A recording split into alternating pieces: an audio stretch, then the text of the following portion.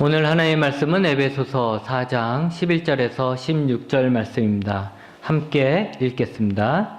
그가 어떤 사람은 사도로, 어떤 사람은 선지자로, 어떤 사람은 복음 전하는 자로, 어떤 사람은 목사와 교사로 삼으셨으니 이는 성도를 온전하게 하여 봉사의 일을 하게 하며 그리스도의 몸을 세우려 하심이라.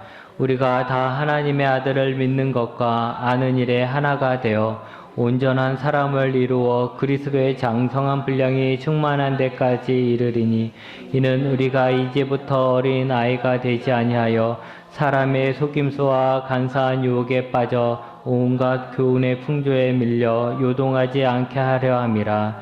오직 사랑 안에서 참된 것을 하여 범사에 그에게까지 자랄지라. 그는 머리니 곧 그리스도라. 그에게서 온 몸이 각 마디를 통하여 도움을 받음으로 연결되고 결합되어 각 지체의 분량대로 역사하여 그 몸을 자라게 하며 사랑 안에서 스스로 세우느니라. 아멘. 저는 교회에 대해서 생각할 때마다 종종 일제 강점기 때 독립운동 하셨던 분들이 생각납니다. 마치 암흑의 시대에 이 민족에게 빛을 비춰주기 위해 모든 희생을 다 마다하지 않는 그분들의 그 투지가 하나님을 믿지 않는 이 세상에 복음의 빛을 비추려는 교회와 같다라는 생각을 하게 됩니다. 우리나라의 독립이라는 그 큰 꿈을 품고 그 꿈을 이루기 위해 그들은 자신의 목숨까지도 걸면서 희생하셨습니다. 어떤 사람은 직접 총과 폭탄으로 무장해서 일본군을 공격했고, 어떤 사람은 열심히 돈을 벌어서 독립운동 자금을 보냈고, 어떤 사람들은 거리로 나가 만세 운동을 일으키기도 했습니다. 그들 중 어떤 사람들은 교육의 중요성을 깨닫고 한국 사람들이 똑똑해져야 일본을 물리칠 수 있다라고 생각하여서 농촌으로 어촌으로 들어가 국민 계몽 운동을 했습니다. 독립운동에 참여한 사람들은 독립운동하는 방법들은 저마다 다 달랐지만 한 가지는 분명했을 것입니다. 바로 우리나라가 독립해야 한다라는 것이고 그 독립을 위해서는 자신의 목숨도 희생하겠다라는 결의였을 것입니다. 그들의 그런 희생으로 우리가 불가능할 것 같았던 독립이 정말로 이루어지게 된 것입니다. 독립운동가들과 같은 그런 긴장감과 투지가 우리에게도 있길 바랍니다. 왜냐하면 예수님이 다시 오셔서 하나님의 나라를 완성하기까지 우리는 계속해서 하나님의 나라를 위해 싸워가야 하기 때문입니다. 지금은 하나님의 나라가 다 이루어진 것이 아니고 하나님의 나라를 이루기 위해서 계속해서 노력하고 싸워가는 그런 과정 속에 있기 때문이죠. 우리가 지금 에베소서를 계속 읽고 있는데 에베소서를 읽을 때마다 우리가 꼭 잊지 않고 기억해야 할 것은 우리는 누구인가 하는 것입니다. 여러분, 우리는 누구입니까? 우리는 하나님의 자녀입니다. 네, 그거 잊지 말라고 했죠? 그거 꼭 기억해야 돼요. 우리는 하나님의 자녀라는 거예요. 우리가 하나님의 자녀이기 때문에 하나님은 누구 편이죠? 우리 편인 거예요. 그러기에 우리는 하나님께 기도하며 하나님의 도우심을 구합니다. 우리의 적으로부터, 나를 공격하는 적으로부터 나를 구원해달라고 간구할 수 있는 것이고 나의 고통을 제거해달라고 기도할 수 있는 거예요. 만약 하나님이 내 편이 아니라면 나를 공격하는 적의 편일 수도 있잖아요. 그런 하나님께 나를 도와달라고 기도할 수 없죠. 하나님이 내 편이 아니라면 하나님이 날 도울 거라는 그런 근거가 어디 있습니까? 그러니까 어려울 때도 기도 못하는 거예요. 우리가 하나님의 자녀이기 때문에 하나님의 보호를 받으며 하나님의 복을 바라는 것은 당연한 것입니다. 또한 우리가 하나님의 자녀이기 때문에 우리는 하나님의 편입니다. 하나님은 우리가 하나님과 원수된 그 자리에 서 있을 때 우리를 부르셨습니다. 세상이 하나님을 대적할 때 우리도 그 세상 속에서 하나님을 대적했습니다. 우리의 말과 행동으로 직접적으로 하나님을 대적했을 것입니다. 야, 하나님이 어디 있어? 라고 했을 거예요. 교회를 쉽게 욕했을 것입니다. 하나님보다는 다른 것이 더 낫다라고 말도 했을 것입니다. 어쩌면 여러분들은 옆에서 신앙생활하던 사람을 직접적으로 간접적으로 핍박했을는지도 몰라요. 만약 그렇지 않았다 할지라도 우리는 평상시의 삶 속에서 하나님을 인정하지 않았습니다. 마땅히 하나님께 드려야 될 영광도 드리지 않았고 우리는 하나님이 아닌 다른 것들을 섬기며 살아왔습니다. 그런데 그곳에서 하나님은 우리를 부르셨고 우리는 하나님의 자녀가 되었습니다. 이제 우리는 누구 편입니까? 하나님의 편입니다. 우리가 하나님의 편이라면 우리가 하나님을 위해서 싸우는 것은 당연한 것입니다. 마치 대한민국 국민이기에 대한민국을 위해서 싸우고 조선인이기에 조선의 독립을 위해서 싸우는 것이 당연한 것과 같은 것입니다. 우리가 하나님의 편이기에 우리는 하나님의 나라가 이 땅에 이루어지도록 함께 힘써야 하는 것입니다. 여러분, 어떤 사람들은 하나님이 내 편인 것만 생각해요. 그래서 항상 내 편이신 하나님이 좋죠. 그래서 하나님 생각할 때 좋은 하나님이에요. 하나님은 내 편이니까. 내가 실수해도 내 편이고, 내가 누구랑 싸워도 하나님은 내 편이고, 내가 좀 어려운 일이 있어도 하나님은 내 편이고, 사람들이 내 주변에서 나를 다 떠나도 하나님은 늘 변함없는 내 편이고, 그거 얼마나 좋아요. 그렇다면 나는 누구의 편인가라는 거예요. 하나님은 내 편이 확실해요. 그러면 나는 누구 편인가요? 나도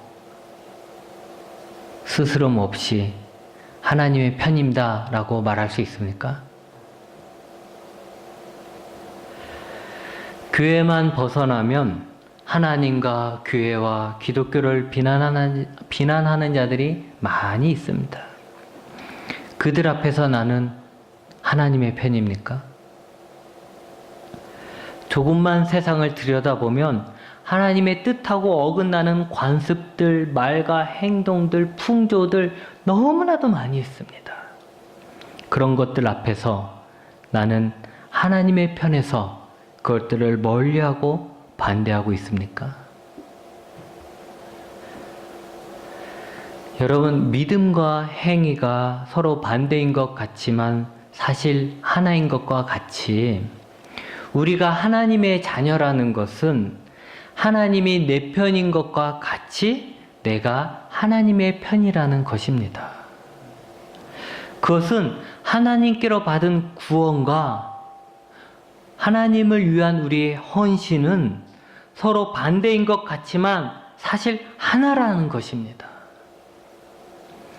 더 쉽게 이야기하면 이런 것이죠. 아이에게 아빠는 언제나 자신의 문제를 해결해 줄 수 있는 슈퍼맨입니다. 자기가 할 수 없는 것들 아빠가 다 할 수 있습니다. 그래서 아이는 늘 아빠를, 엄마를 의지하게 됩니다. 그러다가 아이가 좀 자라나면 아이가 아빠 편이 됩니다.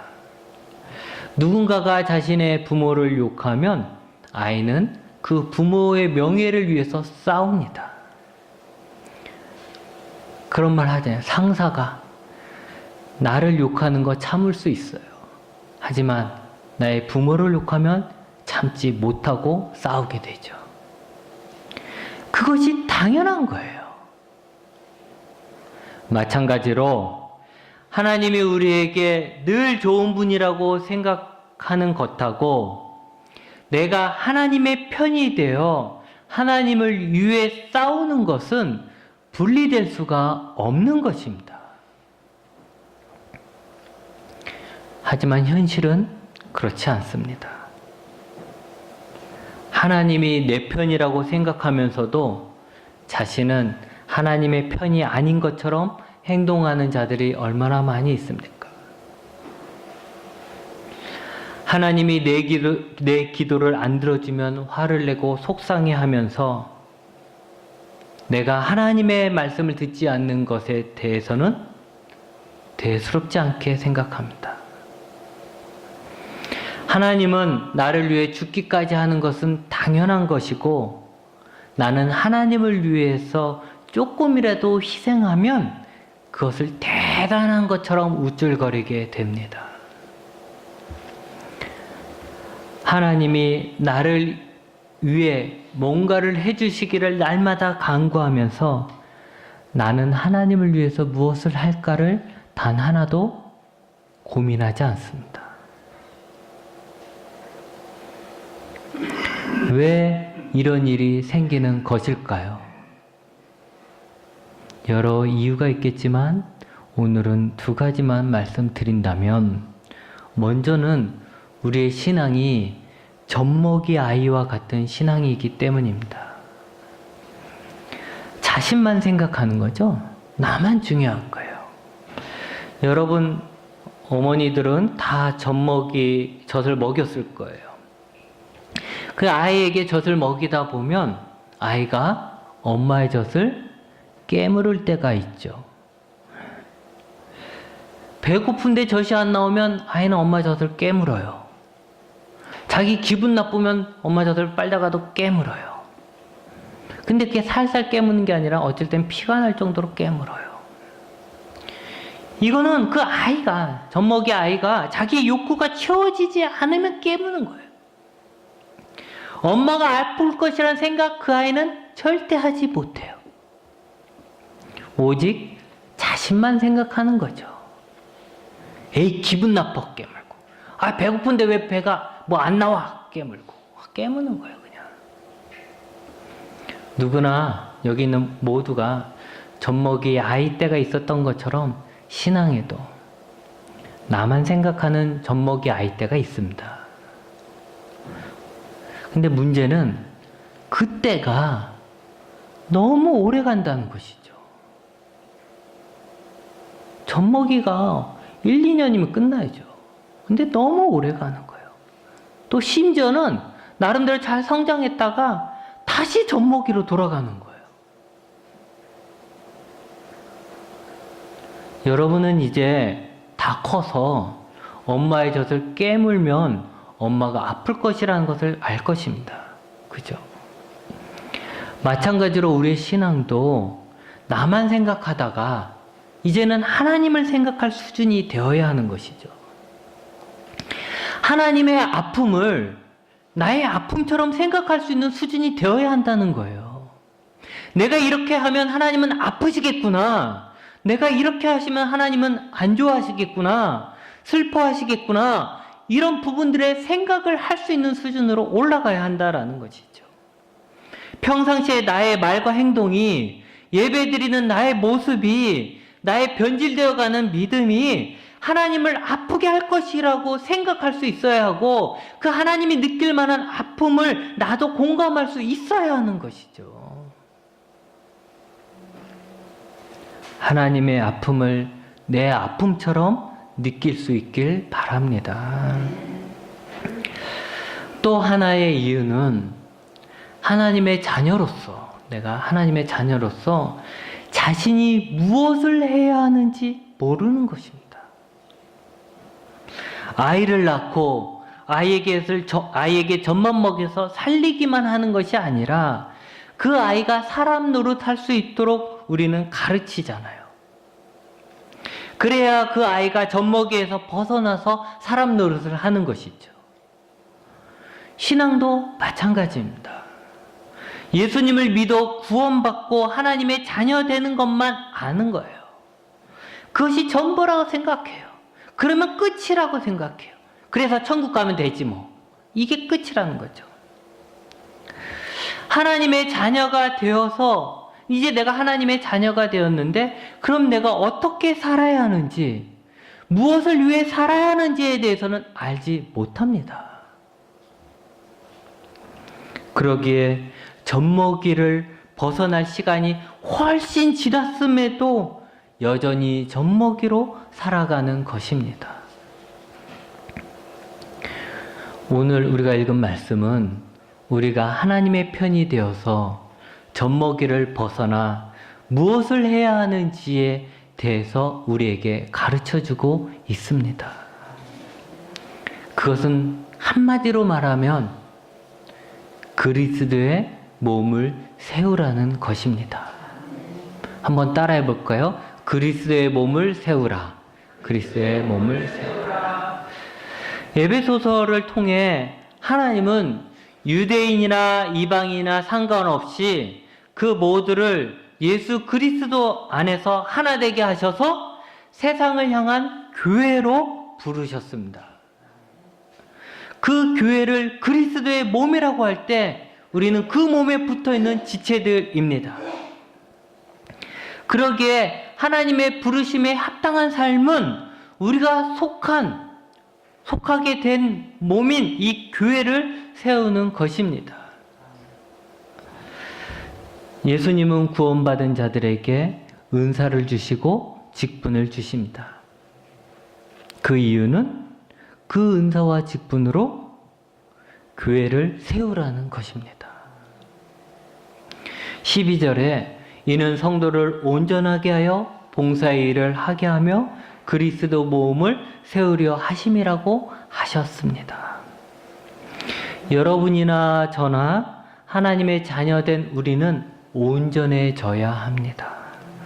온전해진다는 것은 완벽해진다는 말인데 우리에게 완전한 자는 예수 그리스도입니다. 요즘 청소년들은 자신들이 좋아하는 연예인들이 있어요. 그 연예인들을 뭐라고 그래요? 아이돌이라고 그러죠. 아이돌. 그들의 노래를 듣고 그들을 늘 생각하며 그들에 대해서 친구들과 만나면 그들에 대해서 이야기하며 그들을 흉내내고 그들이 먹는 것을 자기도 먹고 싶어하고 그들을 보고 싶어하고 그들에게 조금이라도 더 가까이 가고 싶고 그들을 닮아가고 싶어합니다. 이 아이돌이란 뜻 자체가 우상이라는 거예요. 우상. 청소년들은 자신의 우상을 보고서 닮아가고자 하는 것이죠. 교회가 세워지고 자라는 것은 성도들이 예수님을 닮아가는 것입니다. 우리의 생각이 예수님의 생각하고 비슷해져 가고 예수님의 가르침이 우리에게 절대적인 것이 되고 예수님의 성품이 우리의 성품이 되는 것이고 예수님의 비전이 우리의 비전이 되는 거예요. 청소년들이 자신의 아이돌을 사랑하는 것처럼 우리가 예수님을 사랑한다면 아마 우리도 예수님을 충분히 닮아갈 수 있을 것입니다.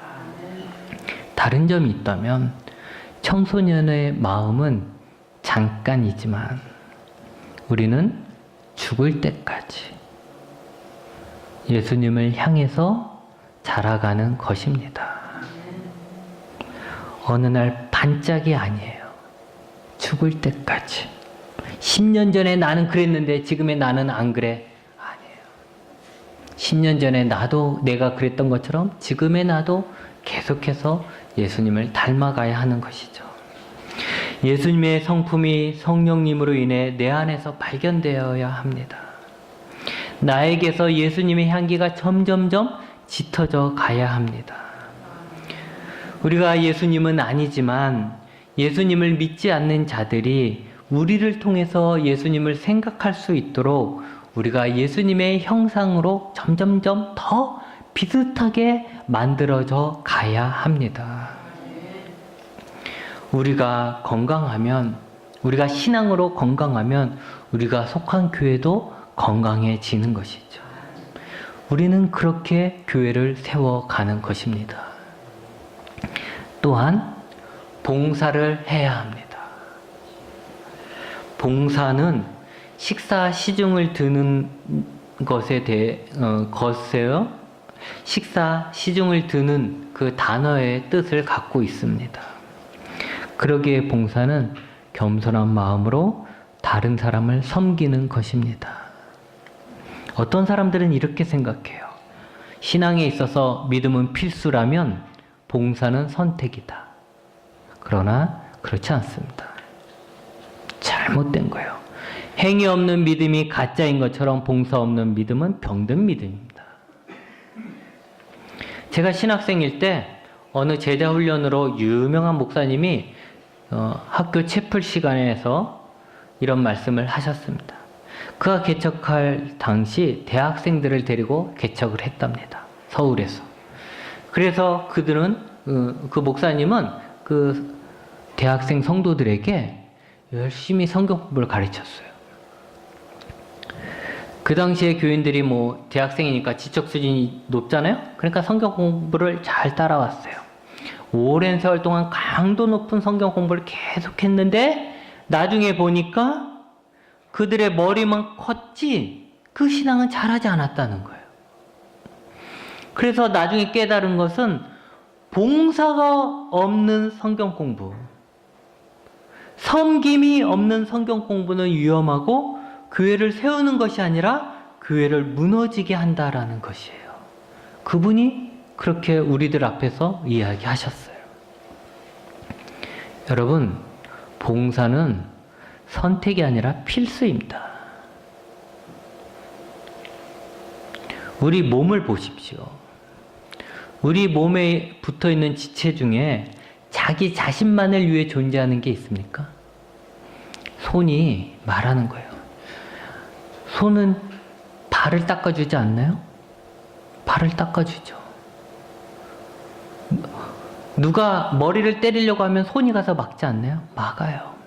그렇게 해야 되는 거죠. 그런데 손이 아니야, 이제부터 나는 나만을 위해 살래 라고 해서 자기 손을 씻을 때만 일하고 딴 때는 일을 하지 않는다면 어떻게 되겠습니까? 우리가 살 수 있겠습니까? 다 죽는 거죠. 우리 몸에서 유일하게 자기 자신만을 위해 사는 게 있대요. 그게 바로 암이라는 거죠. 암. 자기 자신만을 위해서 사는 암. 그러기에 주변의 세포들을 다 공격해서 다 죽이고 자기만 살아요. 암은 다른 지체를 파괴하고 결국 그 몸도 죽이는 거예요. 우리가 예수 그리스도의 몸된 지체라고 한다는 것은 내가 지체로서 존재한다는 그 자체가 우리는 다른 사람을 위해 봉사한다는 것을 전제로 하고 있는 거예요. 우리가 다른 사람을 위해 다른 사람을 섬기지 않는다면 우리는 지체가 될 수 없는 거예요.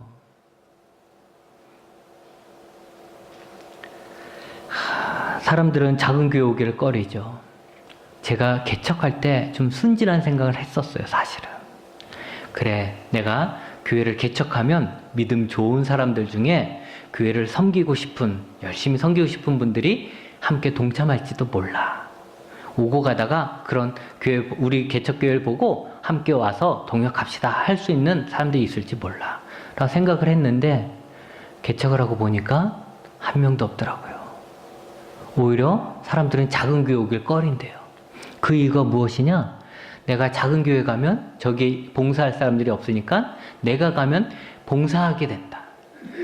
내가 가면, 작은 교회 가면 내가 일해야 된다. 봉사해야 된다. 섬겨야 된다. 이런 생각을 하게 되고 그 섬김을 하기 싫어서, 봉사하기 싫어서 작은 교회에 안 온다라는 거예요. 여러분, 봉사하기 싫어한다는 것 자체가 병들었던 증거이고 아직 젖먹이에서 벗어나지 못했다는 증거입니다. 우리가 다 똑같이 일할 필요 없어요. 나이 많은 사람이 젊은 사람과 같이 일할 수 있습니까? 없습니다. 하지만 중요한 것은 우리가 할 수 있는 봉사가 죽기까지 있어야 한다는 거예요. 그게 무엇이 됐든 간에 있어야 한다는 거죠. 봉사생활 없이 건강한 신앙은 생기지 않습니다. 오히려 봉사를 하면서 머릿속에 있는 믿음이 진짜 내 믿음이 되는 것이죠. 내가 교회를 위해서 아무것도 하지 않았을 때와 내가 교회를 위해서 쓰레기라도 하나 주었을 때 언제가 더 행복하십니까, 여러분? 언제가 정말 내가 교인 같은 생각이 듭니까? 여러분 중에 오랜 신앙생활 하신 분들이 있는데 그 오랜 신앙생활 하셨던 그 기간 중에 행복했던 시간을 한번 떠올려 보십시오. 아마도 다른 성도들과 함께 교회에서 봉사하던 그때가 행복한 시절로 떠올라질 것입니다. 적어도 저는 그래요. 우리는 겸손하게 다른 사람들을 섬기면서 교회를 세워야 합니다. 다시 한번 말하지만 이것은 선택이 아니라 필수입니다. 그렇게 하라고 하나님은 우리를 부르신 것입니다. 이제 말씀을 정리합니다. 여러분, 우리는 하나님께 부름받은 자들입니다. 그래서 우리는 하나님의 자녀가 되었습니다. 하나님이 내 편이듯이 우리는 하나님의 편입니다. 우리는 하나님을 위해 살아야 합니다. 우리가 하나님을 위해 산다는 것은 하나님이 우리를 부르신 그 목적을 이해하고 그 뜻대로 사는 것입니다. 하나님은 이 세상을 구원하기 위해 교회를 세우셨습니다. 그리고 우리는 그 교회로 부름을 받았습니다. 교회에 속한 우리는 교회를 세워야 합니다. 어떻게 세워야 합니까? 우리가 온전해지는 것입니다. 그리스도 예수에까지 자라는 것입니다. 우리는 멈추지 말고 계속 예수님을 닮아가는 삶을 살기 위해 발버둥 치며 살아야 합니다. 또 우리는 봉사해야 합니다. 겸손히 섬겨야 합니다. 우리의 섬김을 통해서 우리의 신앙도 자랄 뿐만 아니라 교회를 세워가는 것입니다. 신앙생활을 하는데 많은 고난이 있고 흔들림이 있습니까? 기쁨이 없고 믿음도 점점 약해져 갑니까? 왜 내가 예전 같지 않지라고 생각합니까? 사는 게 사는 것 같지 않습니까? 그것은 태어났지만 어떻게 잘해야 하는지, 어떤 방향으로 살아야 하는지 모르기 때문입니다. 하나님의 자녀가 되었다면 이제 하나님의 부르심에 합당하게 사십시오. 예수님을 닮아가며 열심히 봉사하며 교회를 세워가는 일에 하나님이 주신 직분과 은사를 사용하며 살아가십시오.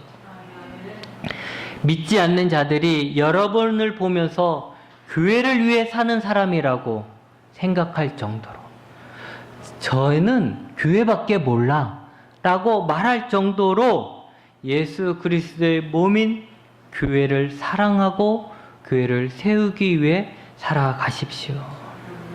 그렇게 살 때 진리 가운데 사는 자들이 누리는 여유와 굳건한 신념, 생명 가운데 사는 자들이 가지는 풍성함을 누리게 될 것입니다. 기도하시겠습니다.